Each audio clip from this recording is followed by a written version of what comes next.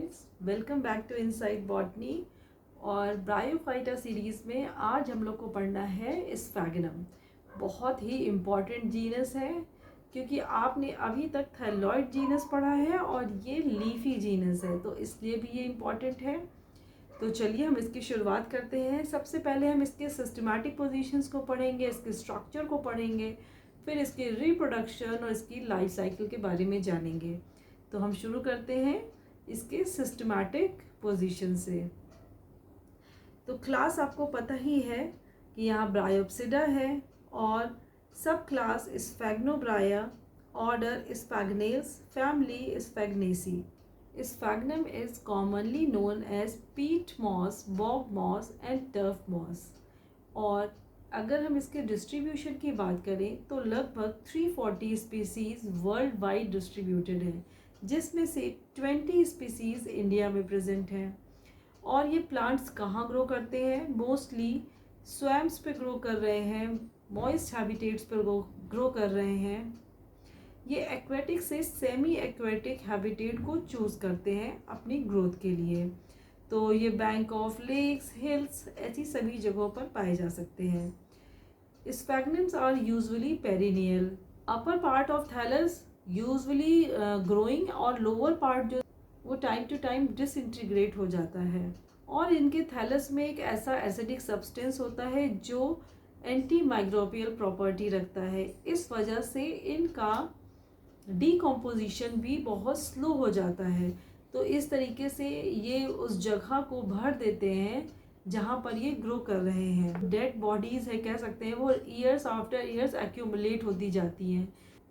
इसी semi decomposed structures को ही पीट कहा जाता है, यहीं से इनको ये नाम भी मिलता है। प्लांट बॉडी की बात करें तो वो गैमेटोफिटिक है, जो कि दो डिस्टिंक्ट स्टेजेस में डिवाइडेड है, यानी कि जुवेनाइल प्रोटोनीमा में और मैच्योर लीफी गैमेटोफाइट में, जिसको गैमेटोफोर स्टेज भी कहा जाता है। तो gametophore is differentiated into upright branched axis and leaf like appendages, and young gametophytes bear multicellular rhizoids with oblique septa. Mature gametophytes however lack them. तो ये प्लांट्स डेंस क्लम्प्स में ग्रो करते हैं और ढेर सारे वाटर को रिटेन करते हैं अपने आसपास। और ये मोस्टली ब्राइट कलर्स के हो सकते हैं, जैसे कि deep red in colour Sphagnum rubellum and rose pink in colour Sphagnum plumulosum due to presence of anthocyanin pigment.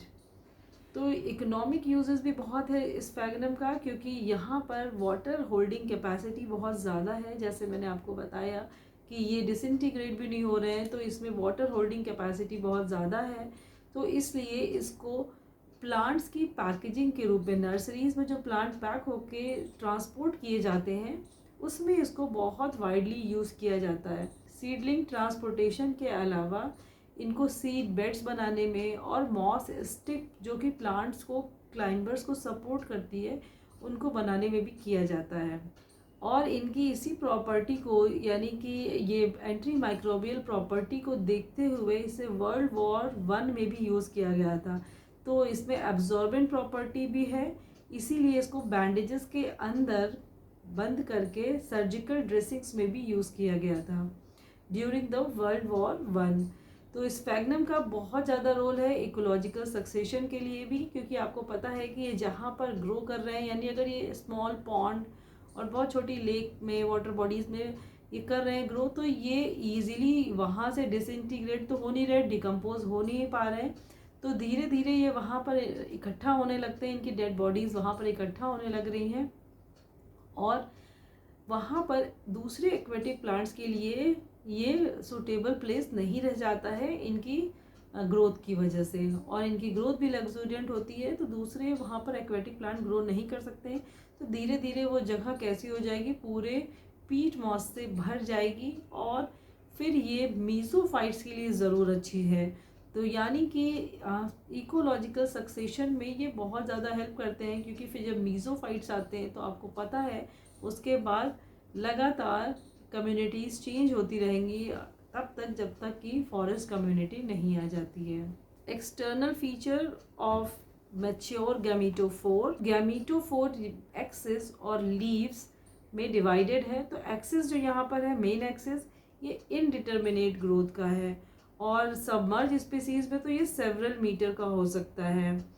Terrestrial forms इसमें रिलेटिवली शॉर्ट्स हैं। Eight young age it is week and soft, लेकिन जैसे जैसे ये mature होता है वैसे ही ये इरेक्ट और स्टाउट हो जाता है। तो मेन एक्सिस से निकलते हुए हमें ब्रांचेस दिखाई देती हैं। ये ब्रांचेस लिमिटेड ग्रोथ की हैं और इसमें भी लीफ लाइक अपेंडेजेस प्रेजेंट होते हैं। यानी यहाँ पर भी हम कह सकते हैं कि एक एक्सिस और उसमें लीव्स लगी हुई हैं, लेटरल ब्रांचेस में भी। पर ये लेटरल ब्रांचेस, इनकी ग्रोथ इनडिटर्मिनेट नहीं है, इनकी ग्रोथ लिमिटेड है। और यहाँ पर ये लेटरल ब्रांचेस ये भी दो तरह की हो सकती हैं।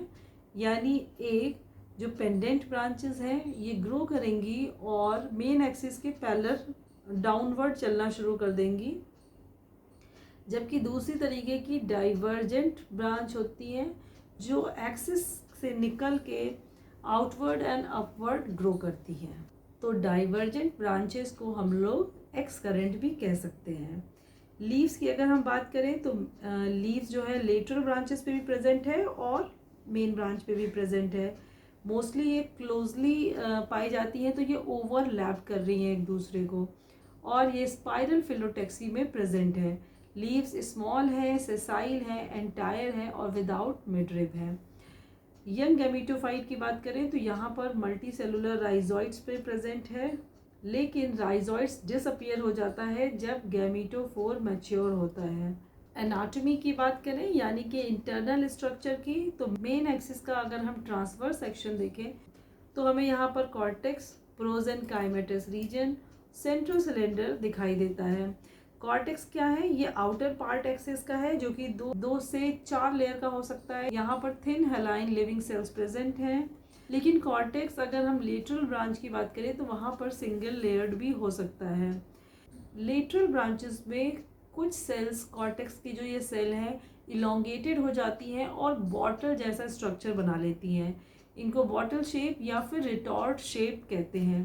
तो ये जो रिटॉर्ट शेप सेल्स हैं ये कर्व हो जाती हैं और एक पोर की तरह इनमें जगह बनी होती है जिससे डिस्टल एंड पे, तो इसीलिए इसको बॉटल जैसा स्ट्रक्चर भी कहा जा रहा है। इसे ही रिटॉर्ट सेल कहते हैं और ये बॉटल वाला फंक्शन भी कर रही हैं, यानी कि ये वाटर को स्टोर कर रही हैं। तो these retort cell are very important क्योंकि ये वाटर स्टोर कर रही हैं। जैसे मैंने आपको बताया कि मैच्योर थैलस में राइजोइड्स एब्सेंट हो जाता है तो वाटर की रिक्वायरमेंट हमेशा बनी रहेगी। तो ये रिटॉर्ट सेल इसका भी काम करती है कि ये वाटर को एब्जॉर्ब करके रखे हुए हैं। कॉर्टेक्स की सबसे outer layer, single layer epidermis है। कॉर्टेक्स के अंदर 4 to 6 layer small thick walled and narrow prosenchymatous cell present है। प्रोजेनकाइमा मैकेनिकल सपोर्ट प्रोवाइड करने के लिए है, तो इस रीजन को हम हाइड्रोम भी कह सकते हैं। इनर मोस्ट पार्ट जिसको हम लोग सेंट्रल सिलेंडर कह रहे हैं, इसे हम मेड्यूला भी कह सकते हैं। ये वर्टिकली इलोंगेटेड पैरेनकाइमेटस सेल से बना है और कहीं कहीं पर प्रोजेनकाइमा की सेल्स भी हो सकती हैं। लीफ एनाटॉमी की हम बात करें तो लीफ यहाँ पर 1 सेल थिक्ड है और क्रॉस सेक्शन में हमें दिखाई देता है कि ये सभी सेल्स स्क्वायरिश हैं और यूनिफॉर्म साइज की हैं। लेकिन मैच्योर लीफ में 2 तरह की सेल्स दिखाई देती हैं, chlorophyllous cells and hyaline cells. Chlorophyllous cells जो कि स्मॉल हैं, लिविंग हैं और इसमें ढेर सारे डिस्कॉइड क्लोरोप्लास्ट प्रेजेंट हैं। They are also known as photosynthetic cell क्योंकि यही फोटोसिंथेसिस परफॉर्म कर रही हैं। Hyaline cells they are large, polygonal and colourless, यानी कि यहाँ पर क्लोरोप्लास्ट प्रेजेंट नहीं है। They are also devoid of protoplast, इसका मतलब ये सेल्स लिविंग भी नहीं है और इनकी वॉल्स में स्पाइरल या फिर एन्युलर थिकनिंग्स पाई जाती हैं और पोर्स भी प्रेजेंट है। तो these cells have remarkable capacity of absorbing water, hence called as capillary cells. Let's talk about reproduction in sphagnum. तो reproduction यहाँ पर वेजिटेटिव और सेक्सुअल दोनों ही रिपोर्टेड है। वेजिटेटिव रिप्रोडक्शन के लिए यहाँ एक स्पेशल टाइप की फिलामेंट्स या ब्रांचेस बन रहे हैं जिनको हम इनोवेशंस कहते हैं और ये ब्रांचेस एक्सिस पे लीफ के पास डेवलप होते हैं। मेन एक्सिस की डेथ की वजह से ये इनोवेशन सेपरेट हो जाते हैं और ये आगे चल के ग्रो करते हैं इनटू अ न्यू प्लांट। इसके अलावा प्राइमरी प्रोटोनीमा से सेकेंडरी प्रोटोनीमा बनता है, जो कि ऑल्सो रिस्पॉन्सिबल है न्यू प्लांट बनाने के लिए। सेक्सुअल रिप्रोडक्शन की बात अगर हम करें तो ये एडवांस्ड oogamous टाइप का है और सेक्स ऑर्गन्स स्पेशल ब्रांचेस पे होते हैं, जिनको मेल को एंथ्रीडियल ब्रांच और फीमेल आर्चिगोनियल ब्रांचेस होती हैं। तो प्लांट्स यहाँ पर मोनोशियस और डायोशियस दोनों ही हो सकता है। मोनोशियस यानी एक प्लांट पर ही मेल और फीमेल दोनों स्पेशल ब्रांचेस हमें दिखाई देती हैं, जबकि डायोशियस यहाँ पर यूनिसेक्सुअल प्लांट्स होते हैं। तो antheridial branch catkin like structure, यानी कि यहाँ पर स्पाइरली अरेंज्ड है मेन एक्सिस पर, और इसमें and they bear many small red, yellow और ब्राउन लीव्स। यही लीव्स जो है इसके एक्सेल में एंथ्रीडियम बॉर्न हो रहे हैं। तो ब्रांचेस शॉर्ट हैं और यहाँ पर रेडिश ब्राउन कलर की हैं। एंथ्रीडिया एक्रोपिटली लीफ एक्सिस में ग्रो कर रहे हैं। एक एंथ्रीडिया की हम बात करें तो इसका स्ट्रक्चर क्लब शेप का है, मल्टी सेलुलर स्टॉक और ग्लोब्यूलर बॉडी हमें दिखाई देती है। सिंगल लेयर जैकेट से सराउंड है और इसके अंदर एंड्रोगोनियल सेल या एंड्रोसाइट सेल्स प्रेजेंट है, जो कि मेटामॉर्फोस करेंगी स्पर्म सेल में। स्पर्म सेल या एंथीरोजॉइड्स स्पाइरली कॉइल्ड बाइफ्लैजिलेटेड स्ट्रक्चर्स हैं। और ये मैच्योर स्पर्म्स लिबरेट कैसे होंगे? एंथ्रीडियल वॉल, एंथ्रीडियम की जैकेट वॉल के सेपरेशन से ही ये रिलीज हो सकते हैं। आर्चिगोनिया और फीमेल ब्रांच की अगर हम बात करें तो शॉर्ट थिक ब्रांचेस हैं जिसमें लार्ज पेरिकीटियल लीव्स हैं। अभी हमने देखा था उसमें शॉर्ट लीव्स थी जो कि ब्राउन कलर की थी, ये काफ़ी लार्ज लीव हैं और ये ग्रीन इन कलर भी हैं। इसका मतलब यहाँ पर क्लोरोप्लास्ट प्रेजेंट है। तो archegonial branch bud like structure बना रही है क्योंकि ये बहुत शॉर्ट है। Upper leaves of these branches are meant to protect archegonia, जो कि इसके एक्सेल में डेवलप हो रहा है। और इसके अलावा इसमें पेरिकीटियल लेयर भी प्रेजेंट है जो इसको प्रोटेक्ट कर रही है। Group of 3 to 5 archegonia found in पर ब्रांच टिप। तो हर ब्रांच में हमें 3 से 5 आर्चिगोनिया दिखाई दे सकती है। कभी कभी सिंगल आर्चिगोनिया भी प्रेजेंट होती हैं। मैच्योर आर्चिगोनियम की बात करें तो फ्लास्क शेप का स्ट्रक्चर है, ये लॉन्ग नेक है इसमें, जिसमें कवर सेल्स की संख्या यहाँ पर 8 भी हो सकती है। और ये कवर सेल्स नेक सेल्स से ज़्यादा डिफ्रेंशिएटेड नहीं होती हैं, यानी हम इनको देख के अलग अलग नहीं पहचान सकते हैं।